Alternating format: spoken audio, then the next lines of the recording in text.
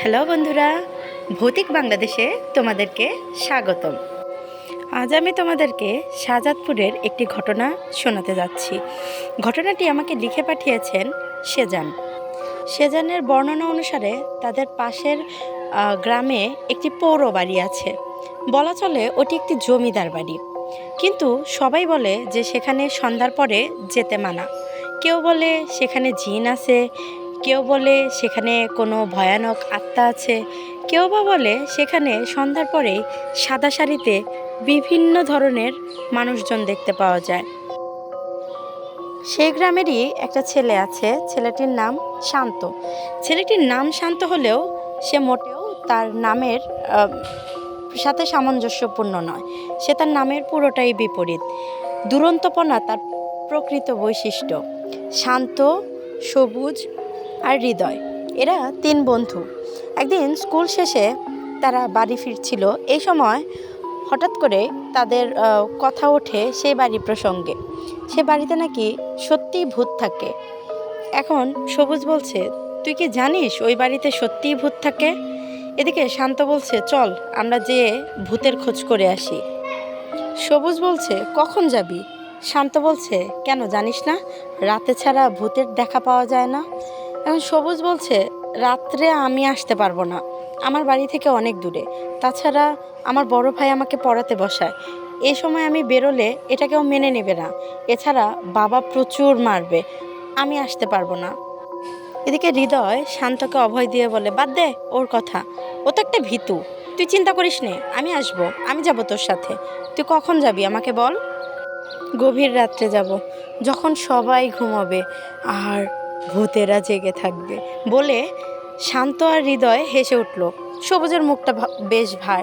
বলছে, দেখ, সব কিছু নিয়ে ইয়ার্কি করা কিন্তু চলে না। কি জানি কখন মজা করতে যে এটা আমাদের সাজা হয়ে যায়। শান্ত বলল, ধুর, এসব ভাবলে চলে নাকি? তুই তো ভীতু, তুই না গেলি, আমি আর হৃদয়ই যাব। এই বলে তারা যে যার যার মতো বাড়ি চলে যায়। এদিকে শান্ত অপেক্ষা করতে থাকে, কখন রাত হবে, কখন সে তার মিশনে বের হবে। এদিকে শান্ত বের হওয়ার আগে প্রস্তুতি স্বরূপ টর্চ লাইট, তারপরে দেশলাই, এগুলো মোমবাতি, এগুলো সব জোগাড় করে রাখে। কারণ কথা আছে যে ভূতেরা নাকি আগুনে ভয় পায়। আচ্ছা বন্ধুরা, ভূতেরা কি সত্যি আগুনে ভয় পায়? তোমরা একটু কমেন্ট করে আমাকে জানাবে তো, যে সত্যি ভূতেরা আগুনে ভয় পায় কি না। তো যাই হোক, আমরা গল্পে চলে আসি। যথারীতি হৃদয় শান্তর বাড়ির পাশে এসে জানালায় ডাক শুরু করলো, শান্ত, হ্যাঁ শান্ত, ঘুমিয়েছিস নাকি? শান্ত ভেতর থেকে শুধু বলল, আসছি, দাঁড়া। শান্ত আর হৃদয় দুজনই চুপি চুপি যেতে শুরু করলো। দুজনের মনে অনেক জল্পনা কল্পনা। সত্যি কি ভূত দেখা যাবে? গেলেই বা কেমন দেখা যাবে? সত্যি কি ভূত বলে কিছু আছে? কাল সকালে আমরা সারা গ্রামকে জানিয়ে দিব যে ভূত বলে আসলে কিছু হয় না। এদিকে শান্ত আর হৃদয় আস্তে আস্তে সেই বাড়ির সামনে পৌঁছালো। বাড়ির গেটে তালা। এখন কি করবে? তারা দুজনে আস্তে আস্তে গেট বেয়ে বেয়ে উপরে উঠে ভেতরের দিকে লাফ দিল। লাফ দিতেই কেমন যেন গা ছমছমে একটা পরিবেশ। শান্ত দাঁড়িয়ে শুধু বাড়িটি দেখছে। একদম ঘুটঘুটে অন্ধকার। কি জানি কতদিন যাবৎ কেউ এখানে আসেনি। হৃদয় আস্তে করে শান্তর পিঠে হাত দিতে শান্ত আটকে উঠলো। হ্যাঁ? তখন হৃদয় বলে, আরে আমি, ভয় পেলি? শান্ত বলে, না, ভয় পাবো কেন, চল আমরা আস্তে আস্তে ভেতরে যাই। এভাবে দুজনে পা টিপে টিপে আস্তে আস্তে বাড়ির অন্দরমহলে পৌঁছালো। অন্দরমহলে পৌঁছাতেই কেমন যেন একটা বাজে গন্ধ, যেন অনেক বছর কোনো বাড়িতে প্রবেশ না করলে যেমন একটা ভ্যাপসা গন্ধ ছোটে, ঠিক সেরকমই গন্ধ। তারা ভেতরে ঢুকতেই কেমন যেন মনে হয় যে একাই এক দরজাটা আটকে গেল। ধাপ করে আওয়াজ হলো, দুজনে একটু ভয় পেয়ে গেল। তখন শান্ত বলল, আরে বাতাসে বাতাসে দরজা বন্ধ হয়ে গেছে, চল আমরা ভেতরের দিকে যাই। দুজনে আস্তে আস্তে টর্চ জ্বালিয়ে ভেতরের দিকে যাচ্ছে। হঠাৎ করে নিচতলা থেকে দোতলায় বারান্দায় উঠতেই দেখে বারান্দায় একটি আয়না ঝুলানো। তখন শান্ত আস্তে করে আয়নার দিকে তাকালো। কি ব্যাপার, আয়নাতে তো শান্তর চেহারা দেখা যাচ্ছে না, তাহলে আয়নাতে কি দেখা যাচ্ছে? আয়নাতে তাকিয়েই শান্ত যেন আর নড়ে না, শান্ত স্থির হয়ে গেছে। এদিকে হৃদয় আস্তে আস্তে একা একাই এগিয়ে চলে। এগিয়ে যেতে যেতে হঠাৎ করে সে শান্তকে যখন ডাকে, শান্ত, শান্ত, তখন পিছে তাকিয়ে দেখে শান্ত সেই আয়নার সামনেই দাঁড়িয়ে আছে। ও তখন দৌড়ে শান্তর কাছে এসে বলে, এই শান্ত, শান্ত, কিরে কি হলো? শান্ত যেন নড়েও না চড়েও না, জমে বরফ পাথর হয়ে গেছে। কিরে শান্ত, শান্ত, আস্তে করে শান্ত তাকিয়ে বলে, তুই আমাকে বিরক্ত করছিস? তখন ও একটু ভয় পেয়ে যায়, কেমন কণ্ঠটা কেমন ভারী, কর্কশ গলা। কিন্তু শান্ত তো এরকম না। এই শান্ত, তুই কি আমাকে ভয় দেখাচ্ছিস? ভয়?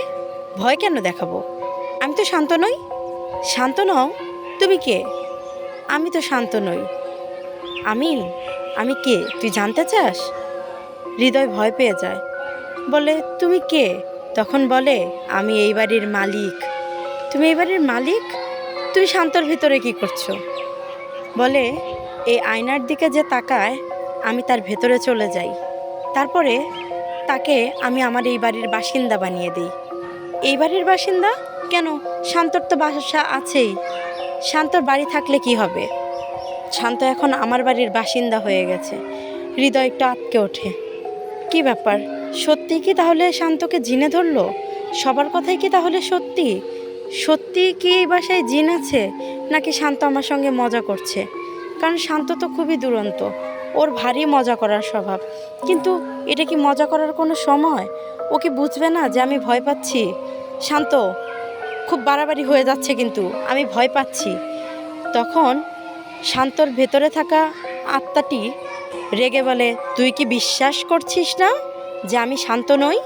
তখন হৃদয় বলে, আমার ভুল হয়ে গেছে, আমি বুঝতে পেরেছি তুমি শান্ত নও। আমাকে তুমি যেতে দাও, তোমার বাড়িতে আসা উচিত হয়নি। কেন উচিত হয়নি? অবশ্যই হয়েছে, তুই না আসলে তো আমি তোর বন্ধুটাকে পেতাম না। তাহলে আমাকে যেতে দাও। তোকে কিভাবে যেতে দিই?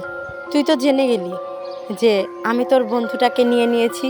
না না, আমি কখনো কাউকে বলবো না। বিশ্বাস করো, আমি কখনো কাউকে বলবো না। হ্যাঁ, বিশ্বাস করলাম। তুই চাইলেও আর বলতে পারবি না। কেন? কেন তো উত্তর নেই। যা তুই, আমি তোকে যেতে দিব। সত্যি তুমি আমাকে যেতে দিবে? হ্যাঁ, সত্যি আমি তোকে ছেড়ে দিলাম। তখন হৃদয় দ্রুত গতিতে তাড়াতাড়ি করে দৌড়ে বাড়িতে পালিয়ে যায়। কিন্তু এ কি, হৃদয়ের মুখ দিয়ে আর কোনো কথা বের হয় না। কি ব্যাপার? হৃদয় শত চেষ্টা করেও কোনো কথা বলতে পারে না। কি হয়েছে হৃদয়ের? হৃদয়ের মা এসে যখন জিজ্ঞেস করে হৃদয় কোথায় গিয়েছিল, তখন হৃদয় শুধু হ্যাঁ হ্যাঁ হ্যাঁ। তখন হৃদয়ের মাও অবাক হয়ে যায়, কি ব্যাপার? রাত্রে কথা বলা ছেলেটা আমার এখন কথা বলতে পারছে না, কি হয়েছে? হৃদয় কাউকেই বুঝিয়ে পারছে না যে কি হয়েছে। হৃদয় তো আসলেও সুস্থ স্বাভাবিক একটা ছেলে, ওর হঠাৎ কথা বলাটা কিভাবে বন্ধ হয়ে যায়? তারপরে হৃদয় ইশারা ইঙ্গিতে অনেক বোঝানোর চেষ্টা করে। ওঝা ডাকা হয়, কবিরাজ ডাকা হয়। তখন কবিরাজ বলে যে আসলে ওর ওপরে জিনের একটা প্রভাব আছে। জিনের প্রভাবের কারণেই ও আর কথা বলতে পারছে না, হয়তো আর কোনো দিনই কথা বলতে পারবে না। তখন সেই মারফতে সবাইকে জানানো হয় যে সেই রাতে শুধু ও একা নয়, শান্তও সেখানে গিয়েছিল। কিন্তু সেদিনের পর থেকে শান্তর আর কোনো খোঁজ পাওয়া যায়নি। পরিত্যক্ত বাড়িটি আসলেই একেবারেই পরিত্যক্ত হয়ে গেছে, সেখানে ভুলেও আর কেউ যায় না। আর হৃদয়, সে তো সেই রইল নির্বাক, নিশ্চুপ।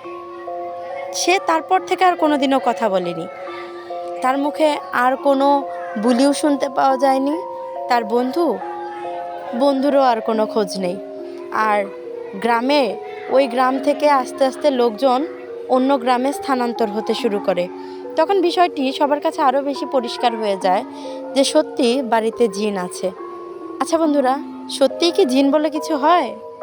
তোমরা যদি কেউ দেখে থাকো বা তোমাদের সঙ্গে যদি এরকম কোনো ঘটনা ঘটে থাকে, তাহলে অবশ্যই আমাকে জানাও। আমি কমেন্টে আমার ইমেইল অ্যাড্রেস দিয়ে দিচ্ছি। আর বন্ধুরা, আমার চ্যানেলটিকে সাবস্ক্রাইব করে আমার পাশে থাকবেন। ধন্যবাদ। আল্লাহ হাফেজ।